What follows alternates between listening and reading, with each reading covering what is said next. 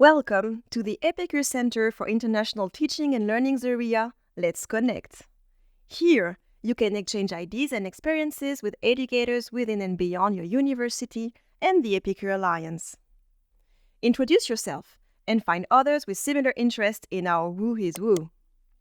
Browse through the table or use the filter function to find others with expertise and experience in your field.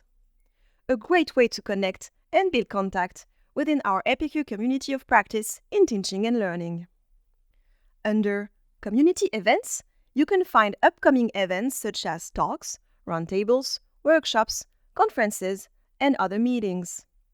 Great opportunities for our EPICUR community of practice in teaching and learning to connect and develop. If you missed an event, you can find complementary materials here. Get inspired and find others to share your practices and experiences with. The EPIC TLC special interest groups are here for you to collaborate with peers across the Alliance. In these special interest groups, or SIGs for short, educators, educational developers, and other teaching support staff can find colleagues in the Alliance with similar interests and challenges. In the EPIC TLC, collaboration within special interest groups is supported thanks to a variety of tools and resources.